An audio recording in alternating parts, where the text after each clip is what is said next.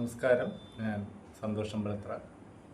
നമ്മളിന്ന് പറയാൻ പോകുന്നത് ആയില്യം നക്ഷത്രത്തെക്കുറിച്ചിട്ടുള്ള കാര്യങ്ങളാണ്. അപ്പോൾ ആയില്യം നക്ഷത്രം എന്ന് പറയുമ്പോൾ തന്നെ നമുക്കറിയാം, നക്ഷത്രഗണനയിൽ 9ാമത് വരുന്ന നക്ഷത്രമാണ് ആയില്യം നക്ഷത്രം. അമ്മിക്കല്ല് പോലെ 6 നക്ഷത്രങ്ങൾ ചേർന്നതാണ് നമുക്ക് ഈ നക്ഷത്രത്തെ കാണാൻ സാധിക്കുക. അസുരഗണമാണ് ഈ നക്ഷത്രം. നക്ഷത്രങ്ങളെ മൂന്നായിട്ട് തിരിക്കുമ്പോൾ മനുഷ്യഗണം, ദേവഗണം, അസുരഗണം. അപ്പോൾ അസുരഗണത്തിൽപ്പെട്ട ഒരു നക്ഷത്രമാണ് ആയില്യം നക്ഷത്രം. ഇത് പുരുഷയോനിയാണ്. നക്ഷത്രങ്ങളെ സ്ത്രീയെന്നും പുരുഷനെന്നും തിരിക്കുമ്പോൾ ഇത് പുരുഷയോനിയിൽ വരുന്ന നക്ഷത്രങ്ങളാണ്. അപ്പോൾ പുരുഷയോനിയിൽ ഒരു പുരുഷൻ ജനിച്ചു കഴിഞ്ഞാൽ അത് പുരുഷത്വം കൂടും. പുരുഷയോനിയിൽ ഒരു സ്ത്രീ ജനിച്ചു കഴിഞ്ഞാൽ ആ സ്ത്രീക്ക് പുരുഷത്വത്തിൻ്റെ അംശം കൂടുതലായിരിക്കും എന്ന് പറഞ്ഞ പോലെ ഇത് ആയില്യം നക്ഷത്രം പുരുഷയോനിയിലാണ് വരുന്നത്.